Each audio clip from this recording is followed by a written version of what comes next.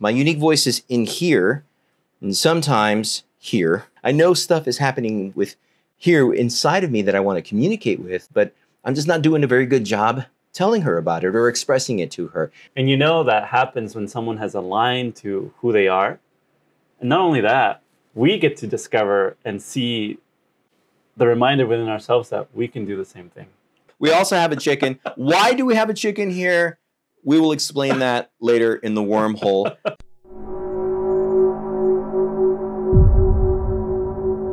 Today we're diving deep on how to discover and develop your unique voice and why captivating people through public speaking is so important every time we do it. And so, Frank, thinking about that unique voice, I can only speak of a personal place, my unique voice. My unique voice is in here and sometimes here. But when I'm thinking about that is my unique voice, when I'm trying to communicate and transmit something, I feel like I'm saying what I need to say, yet my wife lovingly reminds me and tells me that she's not necessarily following my train of thought. And I don't blame her because I know stuff is happening with here inside of me that I want to communicate with, but I'm just not doing a very good job telling her about it or expressing it to her, that unique voice. So my question is, why is it crucial to have that unique voice specifically in public speaking settings? You know, when you hear that person that has that unique voice and they just capture you, it's almost in a way like a fire, and there's this flame that you just can't help but look away because you don't know if it's coming to you or it's coming away from you. That's a unique voice. And you know that happens when someone has aligned to who they are. The message that they're saying is resonating. We think of the tuning forks that are vibrating on the same frequency and they resonate, and they're landing. So it's when we see an expert navigate through challenging rapids and they somehow find the way just around the bend in order to narrowly miss and land. I've used several metaphors here. Yeah. That is the unique voice. It's when a person is truly being authentic and sharing who they are. And when that happens, they've discovered who they are. And not only that, we get to discover and see the reminder within ourselves that we can do the same thing.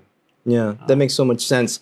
As you described all of that, I was thinking just vividly in my mind all of those scenarios and situations where it's almost like you need to hone in on that light, hone in on that beacon in order to get where you're trying to get through. Your unique voice is that beacon. And there's no other beacon that you're going to be able to respond to because in essence, that unique voice is what allows you to get through that growing process. Yeah. I think we talked about that before. You know, as we think about public speaking, it's that unique voice that helps us to stand out and connect with a group of people in a deeper level. Of course, it's not necessarily that we want to just speak in generalizations when we're talking to a group of people, because in reality, we want to touch one person. Yet, that unique voice still needs to be polished in order for that to happen. That you can't reach people unless you polish, develop, discover that unique voice. Definitely. You mentioned the word beacon, and immediately my mind went to a lighthouse. When we think about a lighthouse, when is a lighthouse best? During broad daylight? No. Not necessarily. It's when it's dark.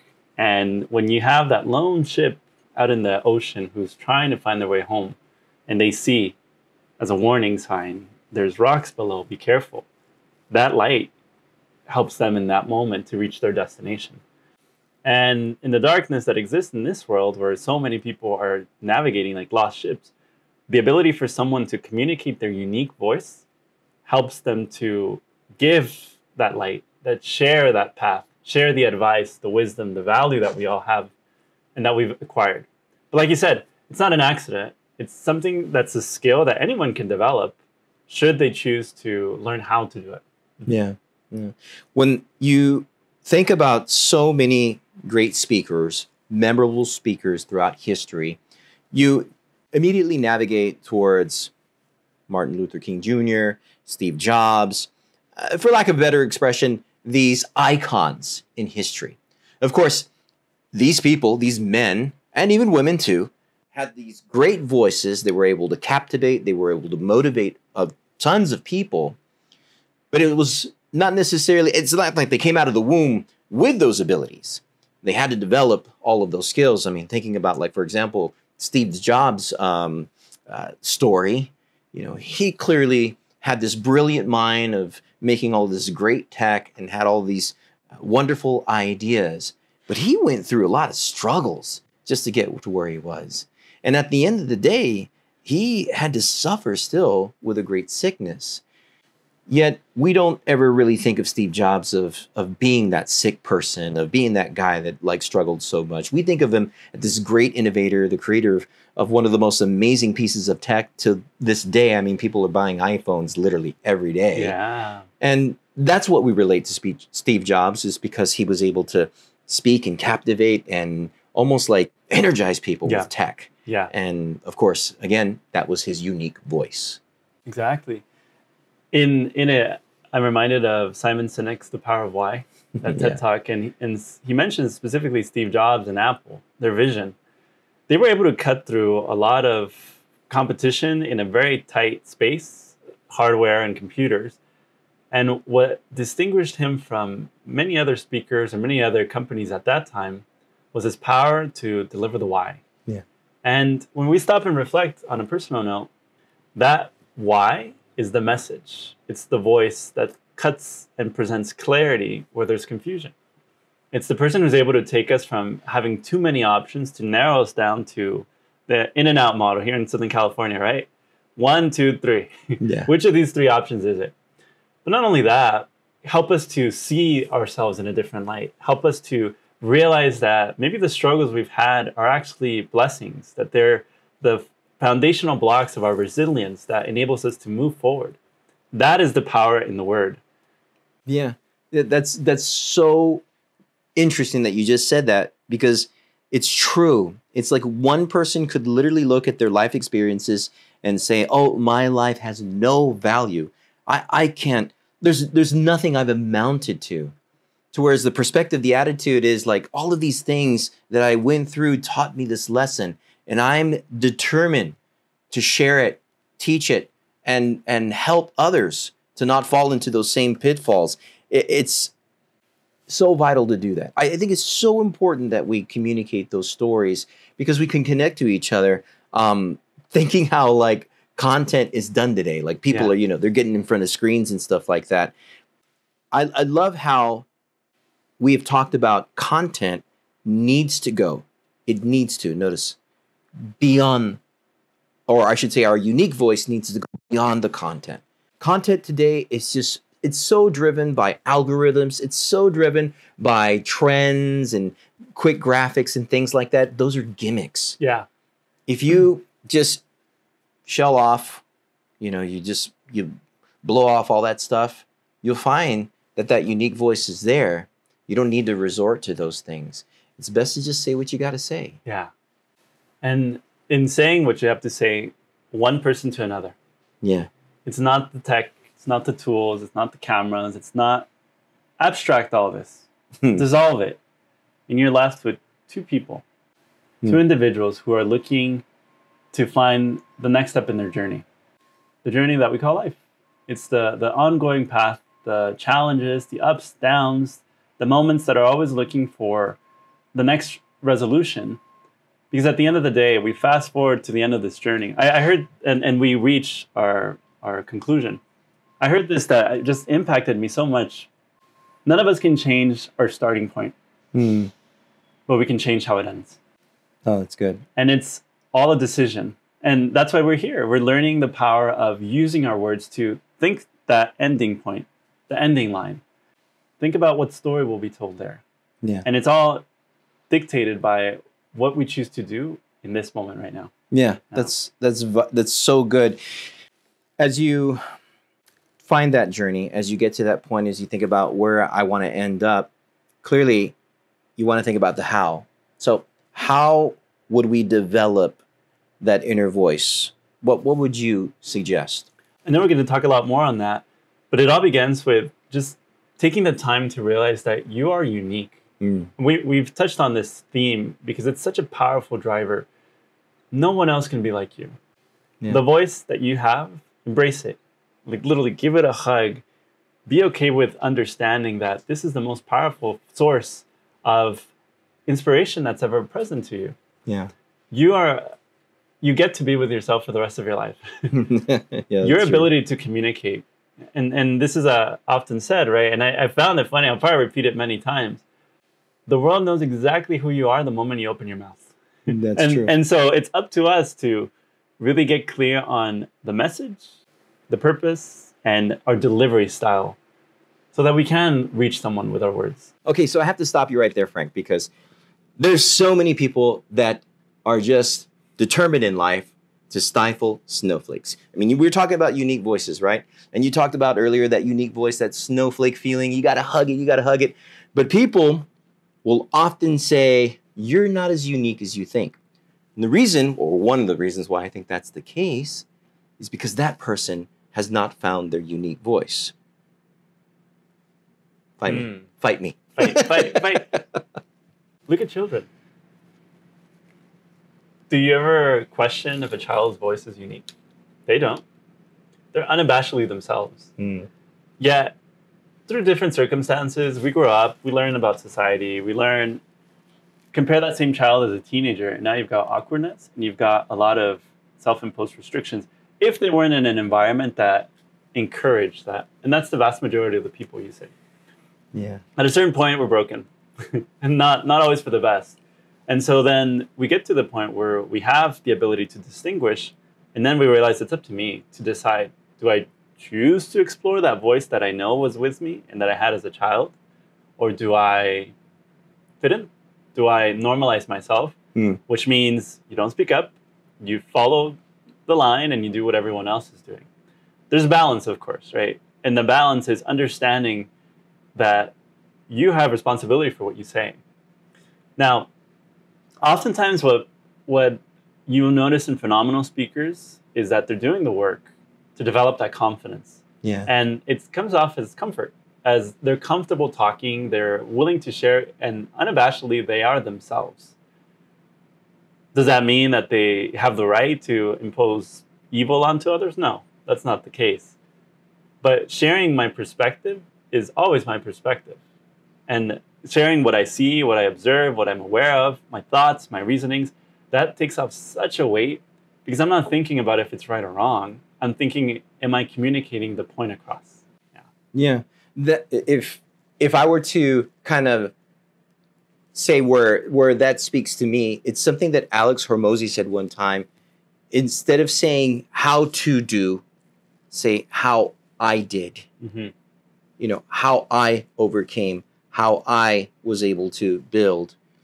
Because you're speaking of a truth or a perspective that is literally coming from you and no one else can live it. No one else can do it. Or say that you didn't do it. You're bulletproof, as he says. So you want to be a bulletproof snowflake then. Yeah. You want to be this snowflake that basically says like, you know, hey, that's your perspective that I'm not as unique as you think I am. So let me tell you what I do, or let me share with you what I've done. Yeah. We see the challenge in public speaking, as in many other fields, because they overlap. We're talking about skills and communication at a large. We compare. We compare to others' experiences, others' lives, and expect that their experience, their journey, right, and how they found their voice should be the same one that we have. Just that word itself, I have a lot of challenges with should, because it's an implied judgment, right? There's an expectation there that's a requirement of it being met that in my world, my perspective, it doesn't. So they should happen. It's a judgment. All of this to say, we get to decide what our lives will be. Are we deciding to tap into our experience, our culture, our background?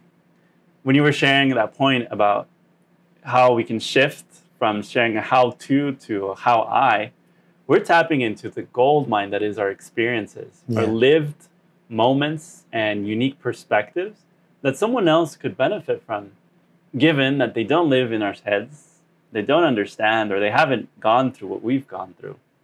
So then it's up to us to communicate those experiences in a way that they provide value, that they add and help someone in their way. It's that advice from a loving friend, from a parent, a brother, sister, someone who can move you forward. That's the power of being unique. That special snowflake, because it understands its composition is very different than that of all the other ones.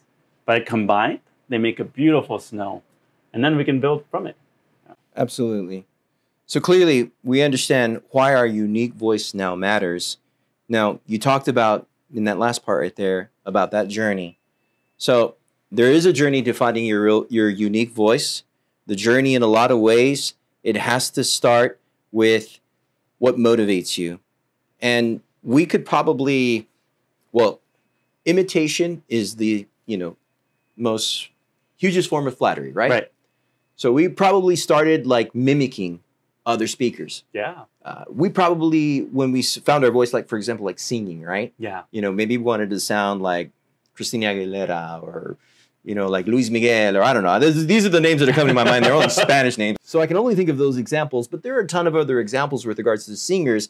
And yet, that there was probably inspiration from other artists that they were like, oh, I want to sound like Dizzy Gillespie. I want to sound like the Beatles. I want to sound like Cher. I want to sound like Barbra Streisand. And clearly, they're coming from a good spot. Yeah. Because they're like, that's their inspiration. But later, those artists, Celine Dion's and stuff like that, come down the road. They develop now their own voice. The Mariahs, the Britneys, they have now their own voice. Yeah. Taylor Swift. There we go. Taylor Swift. I'm a Swiftie. I love Taylor Swift. I can admit that. Okay. But the point that I'm trying to get at is that we tend to mimic others before we find our own voice. Yeah. Good or bad. Yeah. I mean, it's the growth process. Right. We're going to talk about that often. The journey. Yeah. The journey.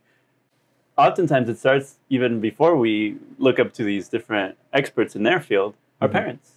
Or our brothers and sisters. If we're in the younger, we look up to them and we imitate them. We might sit a certain way. We might talk a certain way.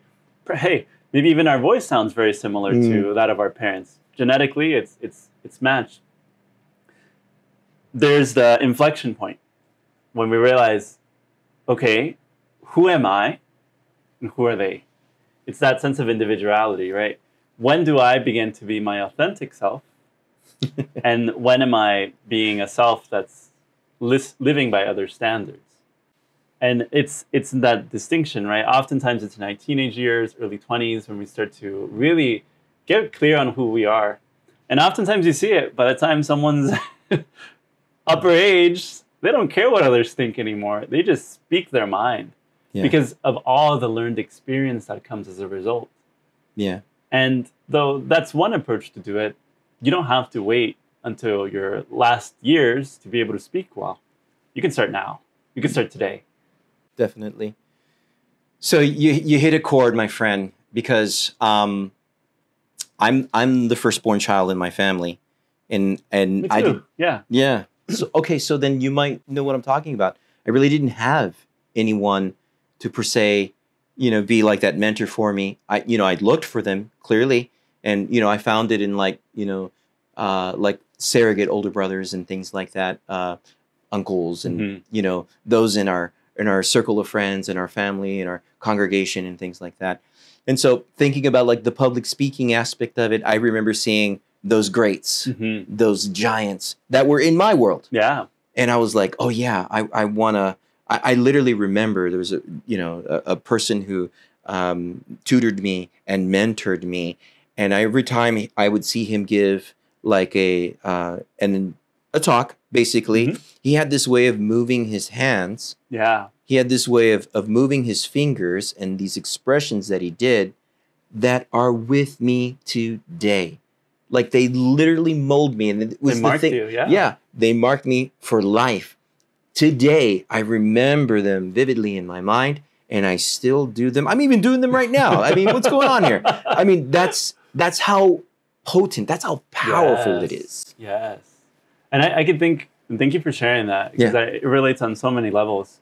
Yeah, like you, I didn't have an older brother. I'm the oldest. I did find that I had friendships with those who were a lot older than I was. I mean, I was 13 and maybe they were in their 30s or in their 20s. And that wisdom got embedded, right? And of course, books. Books were I didn't bring the box today, but we don't have a box today. We have a box not today. Sorry, guys. But we do have a Chewbacca. There you go. In lieu of the books, we've got a Chewbacca. Okay, I think it's a fair trade. We also have a chicken. Why do we have a chicken here? We will explain that later in the wormhole. But yes. But you know, some of the things that you just said right there. One of the things that I think is important to do is almost like the exercise of self-reflecting. Yes. The exercise of, what do I care about? You know, like, what of these experiences have shaped me? And how do I naturally communicate when I'm at my best or when I want to be at my best? Self-reflection is the key to derive the meaning from your lived experience. When you speak, you have to speak from conviction, because that's what convinces, right? Conviction leads to convincing. If you haven't taken the time to explore your own life, to, like you asked in these questions, to really know what you care about deeply. What do you care about deeply? Get angry, right? Get something that you can rant about, something that you feel happy about, excited about, something that you feel deeply. You want me to flip the table? I'm gonna flip the table right now. No, but I know what you mean. That's it. That's that space, and we all have it. But like we said, right, the journey for many of us is taking off the dust, or maybe even like carving it out or digging it out, because we may have buried it by our experiences, and we lead, or we want others to lead us, so we de facto have them and their voice count more than the voice that we know internally. To the point that our voice that was so loud when we were children, when we had our imagination and our intuition and we were living and playing, might be a whisper at this point, if at all. And so this is the exercise of reflection, to start to give it the comfort, to give it the space to come, to have a seat at the table, to really express what's most important now. Yeah. And that's unique to every human being that is alive today. Most definitely. So that almost seems like a word of caution as we, started this segment with regards to the journey, because we initially start mimicking or adapting what our mentors, those that influence in our communication, how we speak, and even in public speaking aspects, or I should say in settings. But then later down the road, if you don't find that unique voice, what's going to happen is that they're going to call you fake. Yeah. They're going to see that you're fake. They're going to be like, no, this guy's trying to be like so-and-so, or he's trying to act like so-and-so, or talk like so-and-so. And that's, in public speaking, that's like, you're basically in your career that way. Yeah. Because people can definitely sense, smell, sniff out fakes. Yes. So you're absolutely right in saying that you've got to come with those experiences. Granted, you could mimic. It's okay to start out in the beginning, because that's what you do when you're little kids, and especially if you don't have any role models. But later down the road, you've got to be able to adapt and find your own voice. Yeah. Yeah. The voice comes from practice. Yeah. And we practice every day when we speak. And so practice is the result of the experience that you've lived. And a lot of experience is ultimately what becomes the intuition. You do have to go through the experience at first. So when we say imitating, there's nothing wrong with imitating. Yeah. It's not a sin. It's not a sin. Yeah. Not a sin. You can imitate, which we all do, the models when we were learning how to write our letters. Yeah. We had those models we would trace, specifically so we get the shape embedded into our system, right, into our body. But now everyone's handwriting is very unique. Yeah. There's a reason for that. It's that uniqueness that ultimately adds to the diversity in our handwriting. But it's not, I loved how it was once said, it's not handwriting, it should be called brain writing. Because it's really your brain, right, kind of coming offline here. And there's actually a good reference here from our secret source, which we'll mention. There's a book called Steal Like an Artist, right? Oh, Steal Like an Artist. Phenomenal book. Great book. Yeah, so it's the thought that if you take from one person, it's plagiarism, but if you take from 100 people, it's art. Yeah. And that's what we become. We become the composite of all the experiences we get. Yeah. but it's up to us to share our experience in a way that helps others to develop their voice, just like we are developing our voice ourselves. Yeah. So now, as we've talked about journey, we've come to, I guess you could say, the end of that journey. Now let's think about exercises. An exercise to develop your own voice.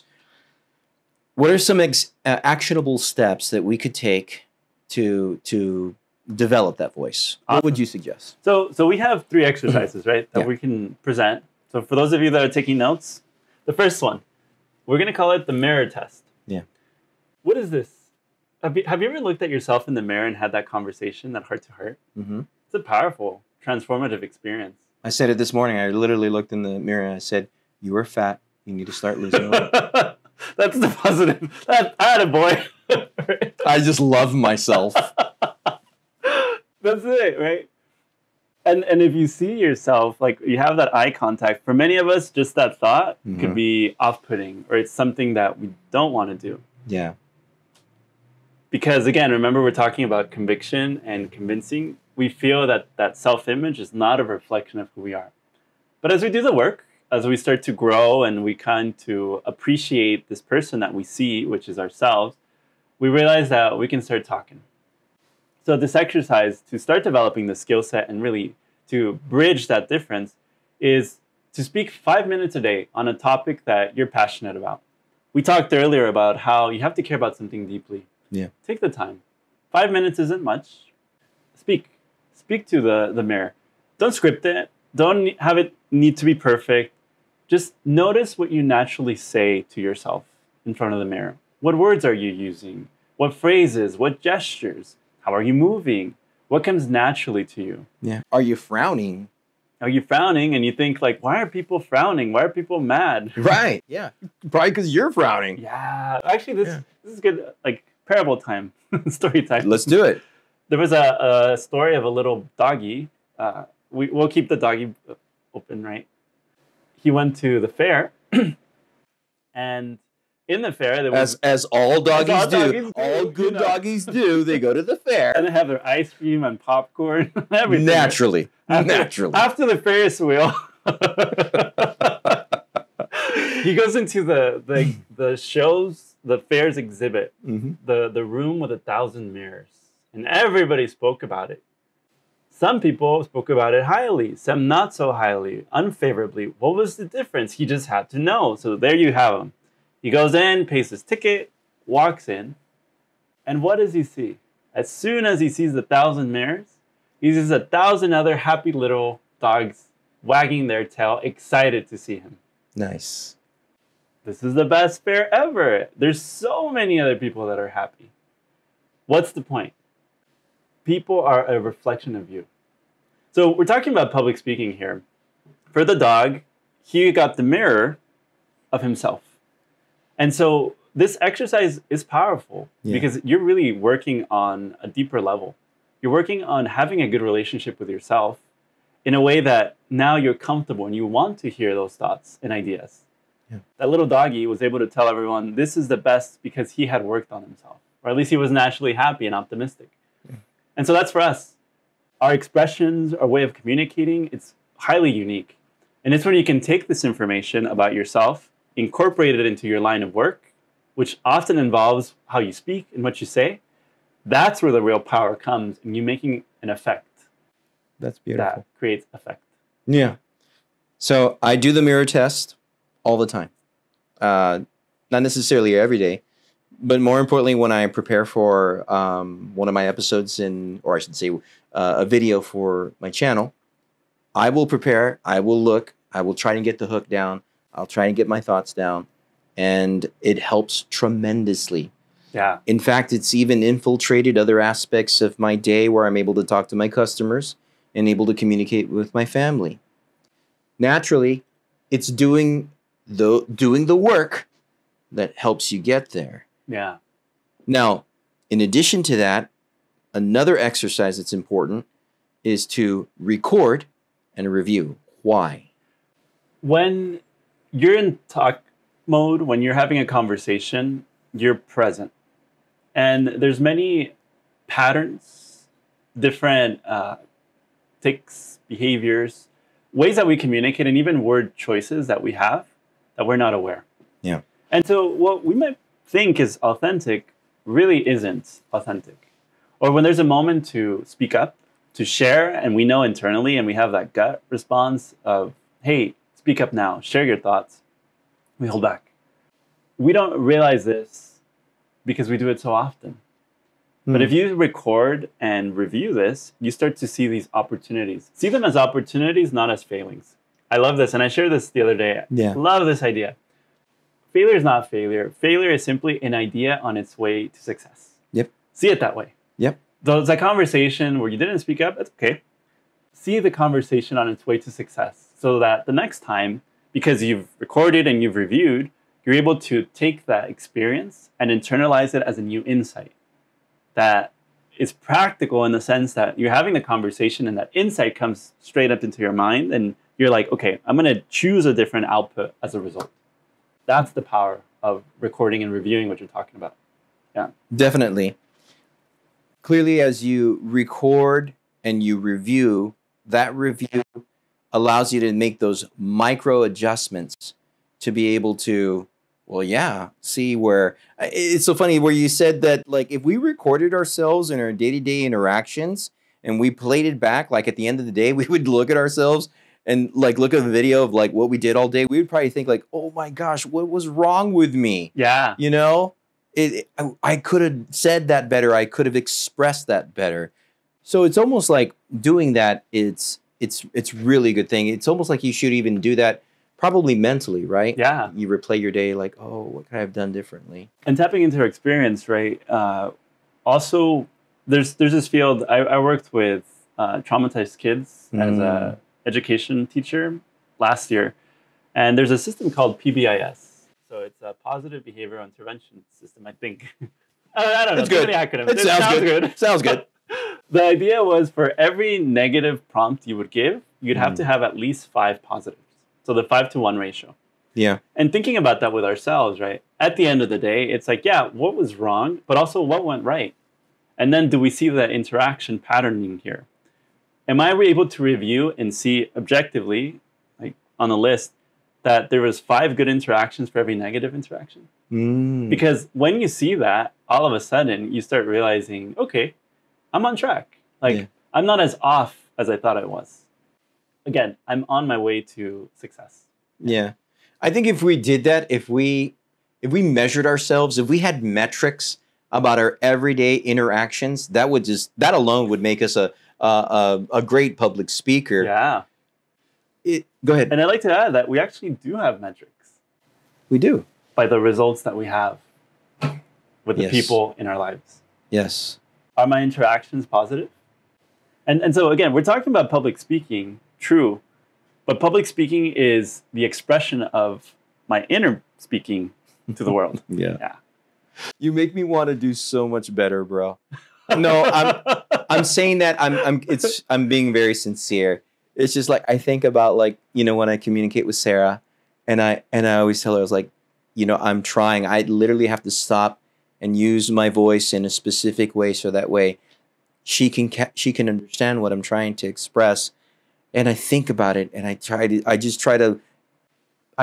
to measure how I communicate with her so that the next time I know, what to say. I know how to do that.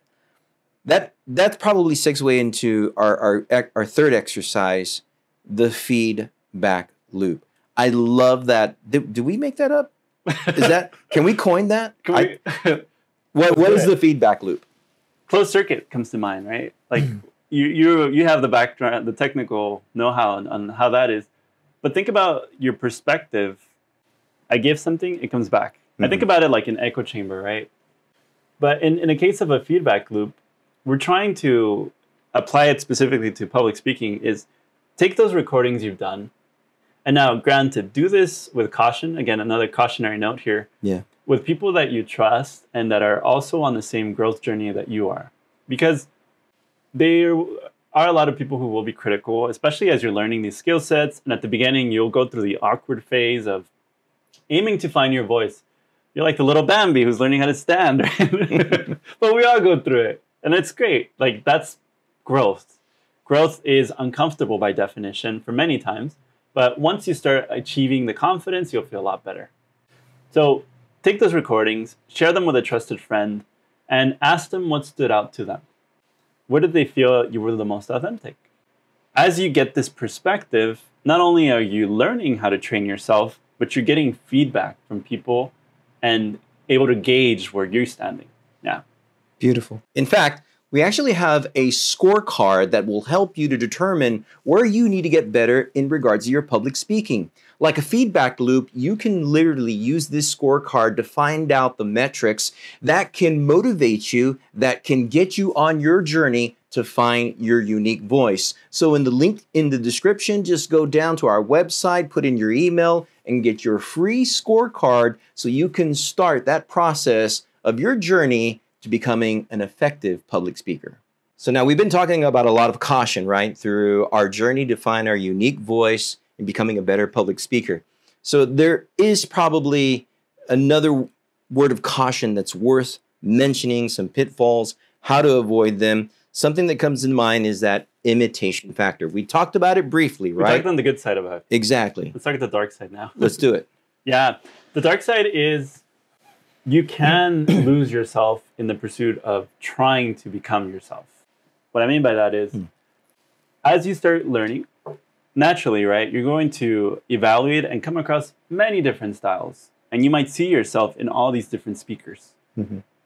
The challenge is, know that you yourself have to remain at the core of your own thoughts, your ability to see where you're coming from and your experience and the meaning that you give to it.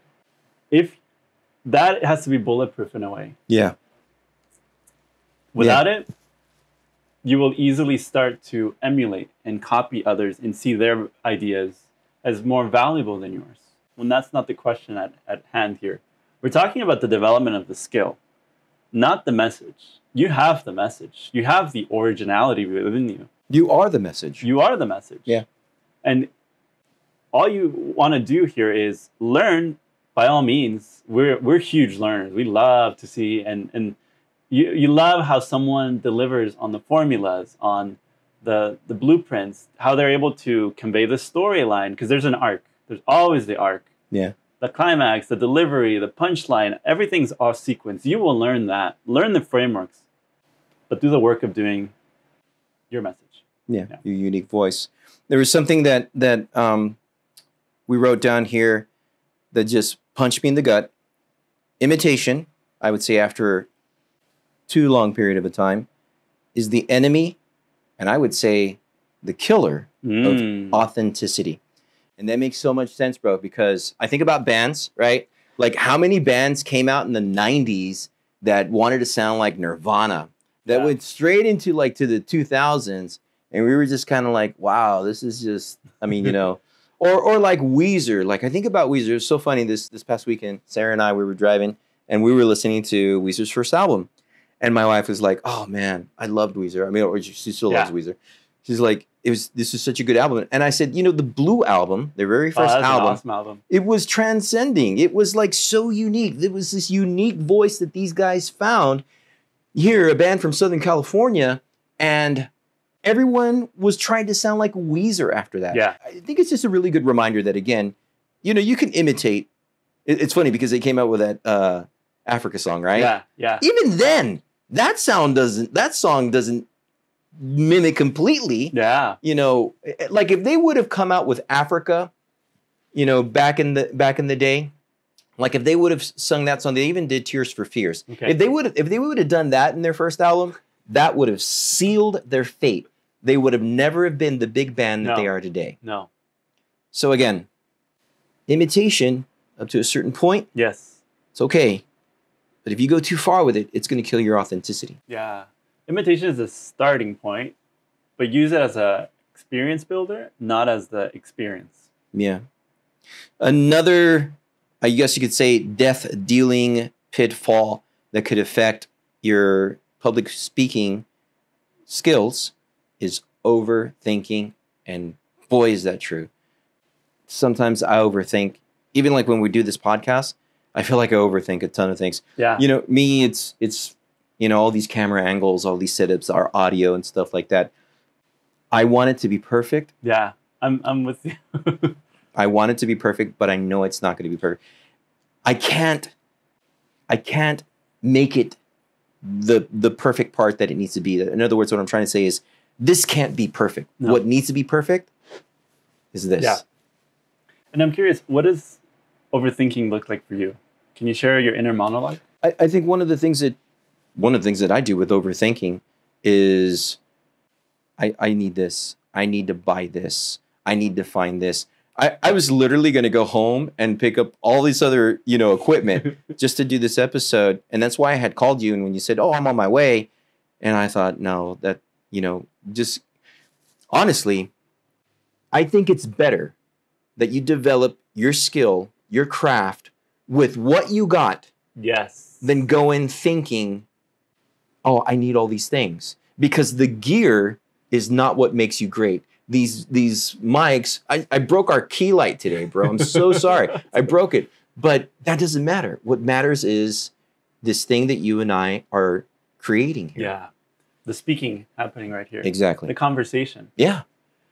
There's this really, like, it went viral. We'll have to put it on the show notes. Where there's this long list that says, the planning isn't the doing, the thinking, the writing, the journaling, like all these actions, which we recommend and we do with different measures. But this is the action. This is the speaking part. You know the conversation you don't want to have right now? That conversation with that person that comes to mind, that is the speaking. And that's the public speaking because you're having it outside of yourself. Again, we go back to this definition for that purpose. And when you get too caught up in having the perfect voice, you end up with no voice. Yeah. And no voice doesn't have an effect on anyone. Yeah. That's awesome, bro. Yeah. Did we just break through the wormhole?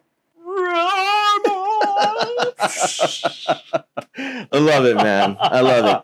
So, as we've said in our first episode, the wormhole is where we now pass all of the theory, all of the conversation. Now, what do we want to do from here on out? What do we want to focus on? Well, the first thing I think we should focus on is, again, the chicken. We should focus on the chicken. I think we have to find out the story of the chicken. We do. Okay. Do we want to know the story? Do you care about the story? Okay. I care about the story. All right. Very good. This is really good. So my wife, she mentors 2 young girls. And she spends time with them. These 2 young girls are very impressionable. We've known them since they were super little. And one of them loves chicken. Loves the chickens. She's just chicken. She had a chicken. Her pet chicken was named Juan. Juan was a girl. Not one. Juan was a girl chicken. Okay. So she loves chickens, and so they went to eat at Dave's Hot Chicken. Sponsor us, Dave.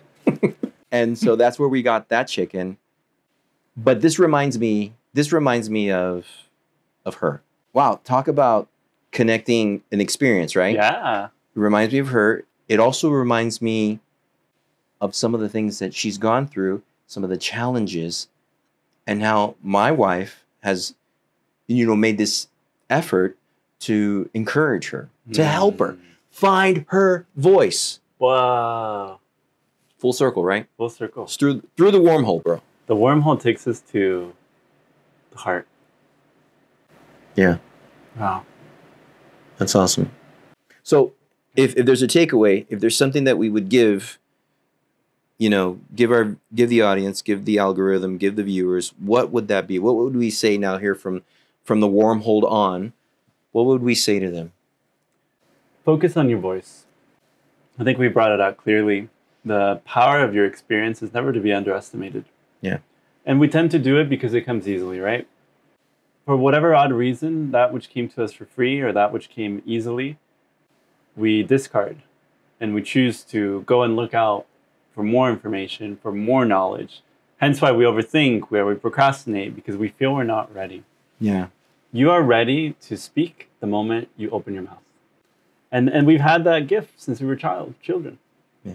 And to speak is as natural as it is to breathe, and all the many other qualities we have within us. Yeah, I agree. And then taking obviously those exercises of doing the mirror tests, recording, reviewing, going through the feedback back loop. Again, these are exercises that we probably already do and we don't really realize it. Yeah. Especially if we're in the sales game, if we're in the business management game, if we're in the content creating game. The people game. Yeah, the people game. People who grow, right? We're about people and reaching them so that you can transmit this message through your voice. Yeah. Yeah. Through the way you speak, the way you communicate. That is your superpower. And it's up to you to develop the skill set to learn how to use this most effective tool to really transmit that which is happening inside of your brain. Not only there, but the entirety of your experience. Which is it's harder to grasp, but if we capture it in a tangible way, it's your story. Yeah. It's those moments. It's still thank you for sharing that story. Like, it impacted me. I feel it. And that's the power that like a story has. Because then it takes us from, we're talking about all this information, which is cool, to humanizing another person. Yes. And realizing that, we are coming from a place where we have been inauthentic ourselves and we are learning to be authentic. And everyone has that in their journey. And we're on the other side of that, where we're realizing that this experience is the moment that you take your own advice and you start speaking and you start creating and you start sharing unto others that you don't have to have everything to start. You just have to start. Yeah. Talking about stories, people, that are here with us metaphorically and physically. Yeah. We also have our producer, Tiffany, with us. I don't know if you want to say hi, Tiff. Hi. I think no, you got to come into the camera. You got to come come over here. You just gotta say hi real quick. Our producer, we'll end the show with this. Come on, just go to the camera. Just go next to Frank. So this is Tiffany Cruz. So she is our producer slash motivator slash thumbnail designer, cheerleader. No, she's wonderful. Awesome. Yeah, she's wonderful. She has an excellent mind. She's an excellent communicator, and a lot of what we're making here. This is the team. This is the People Who Grow team. And the makers of this podcast, and clearly the group of people that is trying to communicate with everyone else. So thank you for being with us. Thank you, Tiffany, for helping us and being here. Thank you, Frank. Thank you for all you're doing. Man, you guys are awesome. All right. Y'all stay safe.